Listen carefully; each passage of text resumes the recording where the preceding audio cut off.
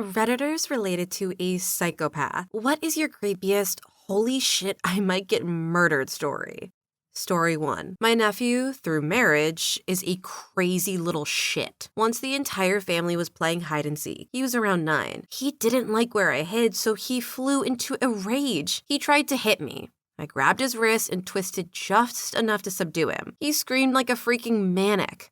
I released him. He then ran into another room stating he needed his Nerf gun to shoot me because he shoots people whenever he's mad. I looked at my sister-in-law and said, "Seriously, you're okay with this?" Her response was that his rage was my fault. I had no right to touch him and that I should have just let him hit me since he's only a boy. I told her quite firmly that if her crazy little bastard ever even gave the appearance of causing harm to one of my children, that I would put him down like a rabid dog. Fortunately, I guess, her husband, my wife's parents, and everyone else present told her that she was wrong.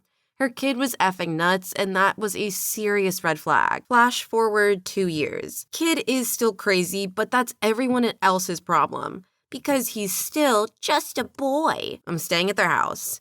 Things have mostly settled from that prior incident. I wake up very early every morning. So around 4:30, I find myself awake. I don't want to get up and wake up everyone else, so I just sort of lie there and meditate. At around 5:20, the door opens. Thinking it's my kids, who were young at the time and still came to get up early, I just kind of glanced up. Then I notice it's the nephew and he's holding what appears to be an AR-15. Now, I suffer from PTSD from Iraq, so my fight or flight response is triggered. My heart is pounding and I'm basically in survival mode. I wait, I watch. He creeps past the foot of my bed, walks up to my side, and raises this rifle up to point the muzzle at my face. So I figure, this is it. I'm gonna die. Today it ends. The only goal I have for myself right now is to prevent him from harming my wife and kids. He raises it up and the muzzle is a few inches from my face. I reached up, I grabbed the muzzle, and I pushed as hard as I could, sending the butt into the little psycho's face. His nose is bleeding, he's crying. He's screaming about how he's gonna kill me, how I'm effing dead, etc. So now everyone is awake. Lights are flipped on, and I see that it's a toy rifle made to look like an AR-15. Apparently, this little psycho shit was planning to stick the muzzle in my face and pull the trigger, to scare the shit out of me with flashing lights and electronic gun sounds. I felt somewhat torn. On the one hand, I just broke an 11-year-old's nose while playing with a toy gun. On the other hand, the kid had all of these tells that he was dangerous, and what he was doing was super creepy, and yet another red flag. My sister-in-law was effing pissed. Her chosen narrative is that I'm a mentally unstable lunatic who's a danger to all children. She calls the cops. She insists, despite the protestations of my wife, that she's having me arrested and charged with child abuse for hitting a boy for playing with toys. Police arrive, interviews take basically the whole day. I'm a little worried that, getting arrested aside, I might not be able to leave this shithole and go home the next day, as I planned, because these cops might not be done with their investigation. Fortunately, it didn't play out that way. See, this little "we need to talk about Kevin" asshole wasn't just a crazy shit around me like in the movies. He was a crazy little shit everywhere and had been for years. The police had a file on him, because the school was required to call the police every time he threatened a school shooting, which was often. I laid out my version of events much like I did here. I didn't see him and had a flashback thinking he was an insurgent. I saw him. I knew what was going through his head, and I wanted to try to prevent him from killing my family. They did let me go home on schedule. And a week later, after the detective called me to let me know there would be no charges, he also told me that his interview with my nephew was chilling, and he hopes that my sister-in-law pulls her head out of the sand and gets the kid some help. I told him she won't ever. And when he's 30 years old and on trial, she'll be crying and saying, "He's just a boy." Hopefully he doesn't hurt anyone, but I know the odds are stacked against that hope. Before anyone asks, I refuse to stay at their house. If we are in town, we stay in a hotel. He is never allowed to be alone with either of my kids.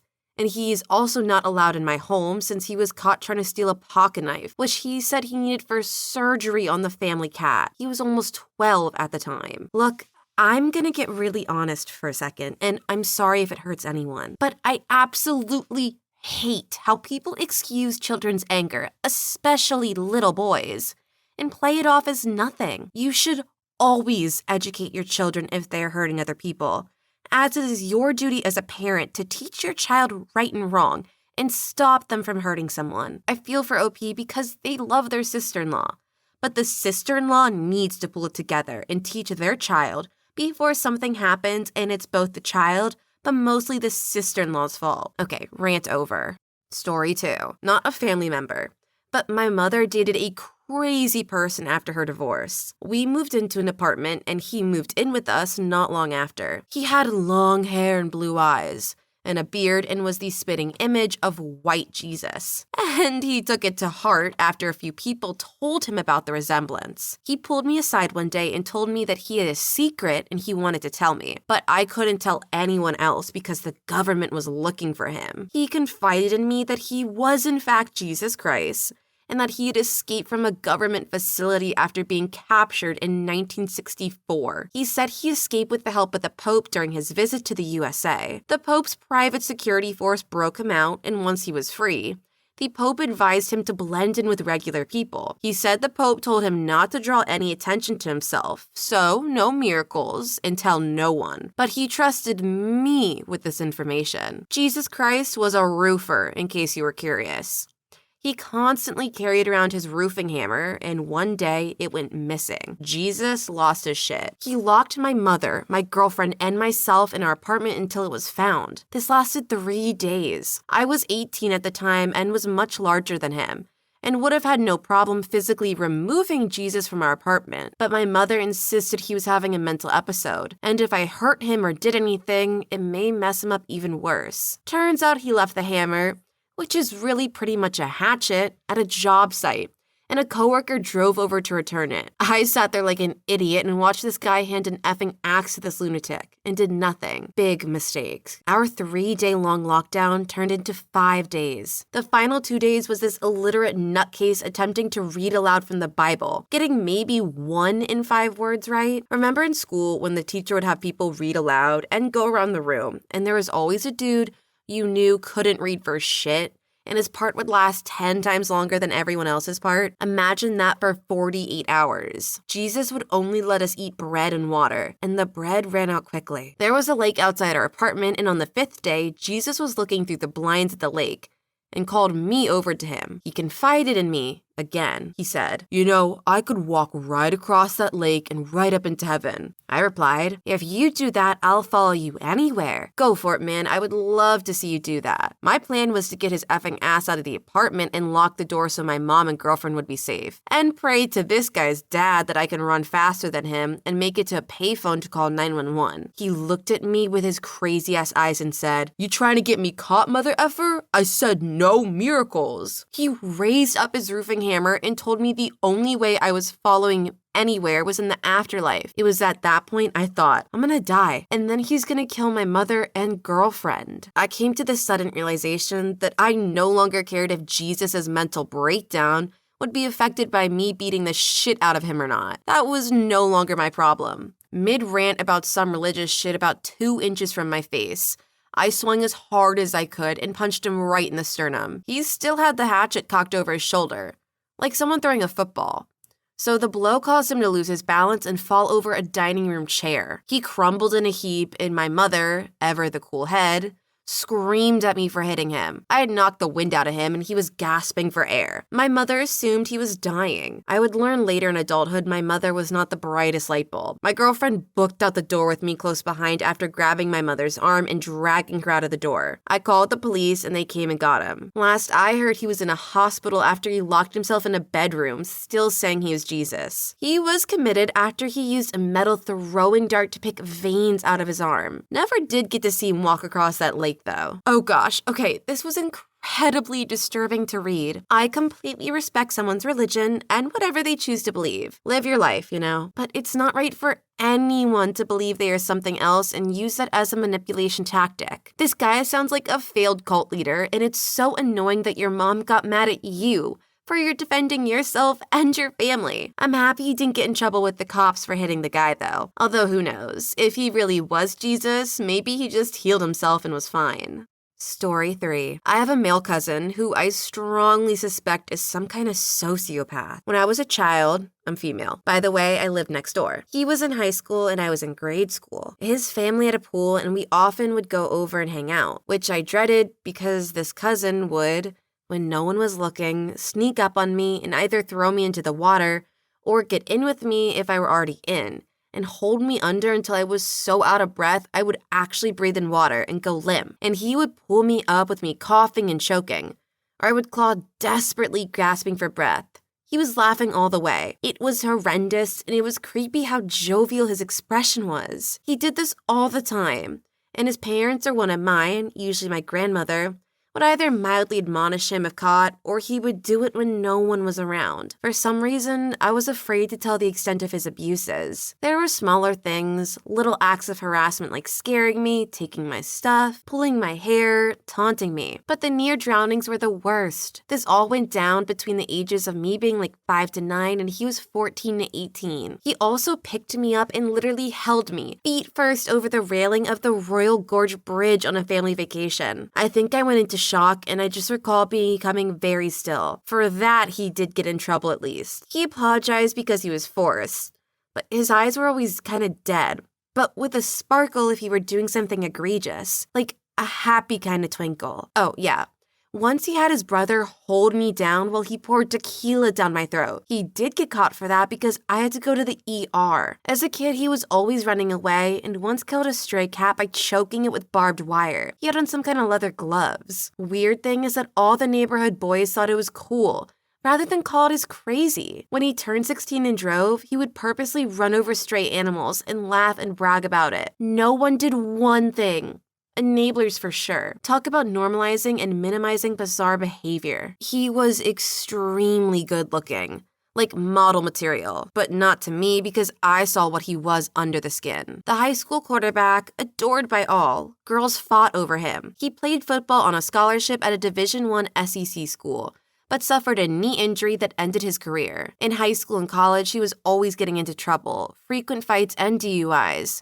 But he got bailed out every time, and again, probably due to his athletic ability, it was swept under the rug. He also bragged he had his girlfriends do his schoolwork. He's been married 3 times and has stuck with his 3rd wife, who is a martyr type. Scary thing is he is now a high school football coach and has been for decades, and was just promoted to assistant principal. Scary because I think he has no business working with minors. OP, I am so sorry this happened to you. You did not deserve this kind of treatment at all, and I really wished you had someone looking out for you and stopping this behavior. It's not fair that no one got this guy in trouble simply because of his good looks. I feel like this is the same thing as how no one ever believed Ted Bundy was a killer, just because he was so attractive.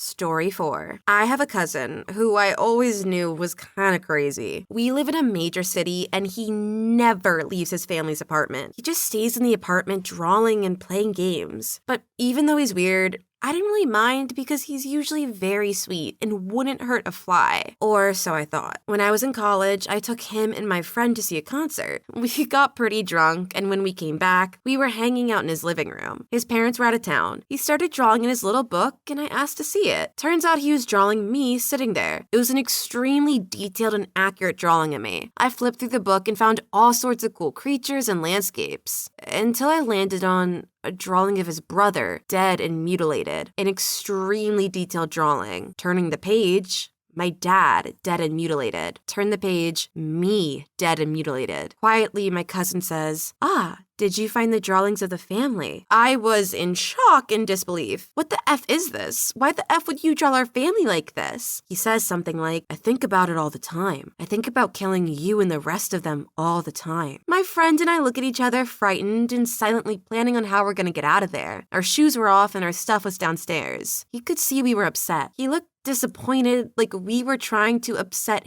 him. Are you scared? And as he said that, he moved to the kitchen. You had to go past the kitchen to get out of the apartment. I was really worried that he was going to get a knife and try to stab us or something. I said, no, they're really good. I was just surprised at first. They're really impressive though. I had to basically placate him into thinking I was okay with the drawing so he would let us leave. He never did anything like this again.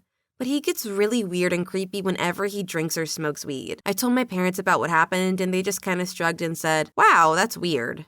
Story 5. Listening to my dad trying to persuade my mom they should kill me. I was about 8 maybe. I was a difficult child and my dad often couldn't cope. I remember sitting on the stairs while they were in the lounge listening to their argument. Eventually, he persuaded my mom and I heard them moving, so I ran upstairs to hide. My dad came up and dragged me into the lounge. He was holding me down on the floor shouting to my mom, "Do you want me to do it? I'll do it if you wanted me to." She was crying and couldn't decide. Eventually, she said no, and he let me go and I ran back upstairs. I think they planned to kill me a few times, but that was the scariest one. Another time, my dad asked me to give him a hand getting something out of the shed. When my back was turned, he hit me in the back of the head with a hammer. I turned around and he was staring at me. His eyes looked like they were gonna pop out. I ran past him to go to my mom, who was making dinner in the kitchen. I was crying and shouting about what happened, but she didn't look at me or say anything. She wasn't shocked. It was like she knew what he was gonna do. This is so ridiculously scary.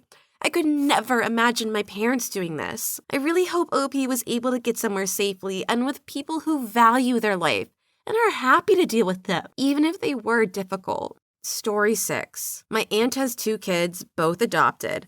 And all I know about their bio moms is that they were drug addicts. One of them, we'll call her Jane, is my age, and we were always really close. But her older brother, John, never really hung around us to the point that I barely knew him, even though I spent a ton of time at their house. Anyway, when we were maybe 12, Jane, my sister, and I built a massive blanket fort in the basement and were hanging out in it. John was maybe 15 at the time, and I don't know why he originally came in, but for some reason he decided to mess with us by taking a large kitchen knife and randomly stabbing into the fort. We were trying to crawl away, but he could hear us and followed to whatever section we were in. I'm not sure if blindly stabbing at your relatives can ever really be playful, but this was not it. Jane was screaming at him to stop, and my sister and I were crying. It was terrifying. Finally, my aunt heard us screaming and came down and yelled at him. John claimed it was just a joke and said we were having fun. He's now in the middle of a 25-year prison sentence for murder. Story 7. Sister-in-law, wife's sister,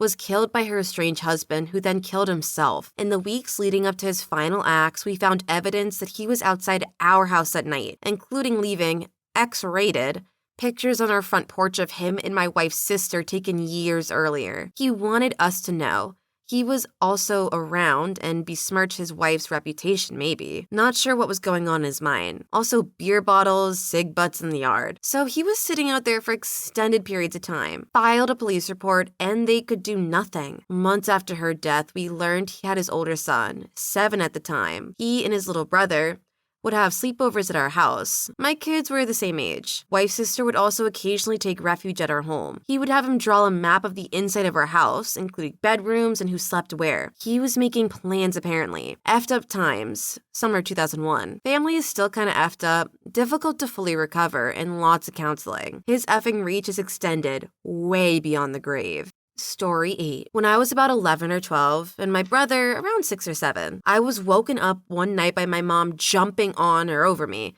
like a flying tackle. I had a pedestal bed that had enough room between it and the wall for walkways on both sides, and she came out of there with my brother and an axe. My brother and I had separate bedrooms. Mine at the very end of the house, and his just 5 to 10 feet from my door. Her bedroom was at the far end of the house. She'd woken up suddenly and had the urge to check on us. When she got to his room first in the hallway, she saw his bed was empty. When she walked into mine, he was standing over me, 1 foot on either side of my body with the axe raised over his head. He was standing still and staring at me, like he was trying to decide if he was going to do it. She sprinted in and tackled him off me before he could do it. That was the first in a long line of insane incidents with him.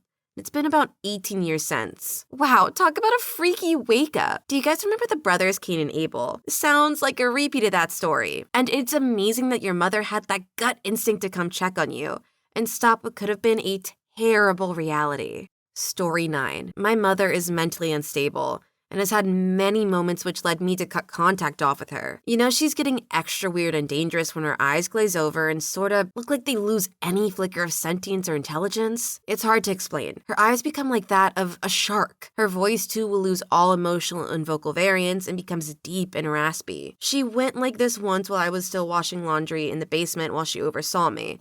and she went from her normal, angry, screaming self to very quiet. I turned to her, and she said in her unearthly, raspy voice, "You know, I could kill you. Just hang you from a pipe down here and no one would find your body." Then she laughed and resumed her normal voice, telling me cheerily that I was a loser because I didn't separate the light orange shirts from the dark orange shirts properly. Story 10. My old stepson tried to kill both my sons. Long story short, he had been killing animals since he was 2 or 3, and his dad refused to get him help. Well, my oldest son found out at 4 he was allergic to bees, so my stepson would try to push him into bees because he wanted to watch what happened when he choked and died. He was a year older than my 4-year-old, and when I had my baby with his dad, he would always try to push his soft spot. I explained that it would kill him, and his answer was, "Well, I want to feel his brains, so if he dies, it's okay. I'll just see him in heaven." Between this and shit with his dad, I asked for a divorce shortly after my son was born, and he 100% abandoned my sons and I, which I think is for the best. P.S. There are way more stories. Story 11. My dad has NPD and is generally an emotionless asshole. When I was in middle school, I stepped on a stick in our yard and a piece broke off in my foot. My dad is a software engineer and used to go on site to build databases and help switch patient data to digital through the 80s, 90s, and 2000s. It gave him a real complex about not being a doctor, and he stole tools and little pieces of equipment and would wear scrubs all the time. It also meant he refused to take me to the ER for a super simple thing. He heated up a pair of medical scissors and cut the heel of my foot open while pretending to play doctor. Several times my mom opened the door to tell me to stop screaming so she could hear the phone conversation. That is so disgusting that your parents treated you like that. You could have gotten sepsis or any other type of infection. It seems like your parents are so narcissistic that they don't care at all. I would recommend checking out the subreddit raised by Narcissist OP, so you can have some support. Story 12. I had several with my brother, but the worst was when I woke up to him sitting on my chest with his hands around my throat. He was trying to choke me, but his hands were too small and he didn't get the pressure right. So I ended up with a giant hickey around the entire front of my neck instead of death, all because I ate the last nutty bar. Story 13. I had a cousin who tried to force feed me drugs, literally trying to hold my mouth open and put a powder in. It turned out to be amphetamines, so not really something a murderer would use, but I have always remained distant since. That dude has issues. Story 14. My mother once tackled me to the ground and pressed a pair of scissors to my throat, threatening to slash it open because I didn't turn on the porch light before I saw her car pulling up the hill to our house. Story 15. Dad was a violent alcoholic sociopath. One time he threw me down the staircase. Obviously didn't kill me, but killed the child he didn't know I was carrying. Story 16. I have a cousin who used to kill neighborhood cats as a little kid. One day he just got up and left. No one has seen him in about 13 years. Story 17. My then 15-year-old cousin tried feeding my sister, then 5 and I, then 9, rat poison. Please leave your story in the comments. I would love to make a video on them in the future. Also, don't forget to like and subscribe.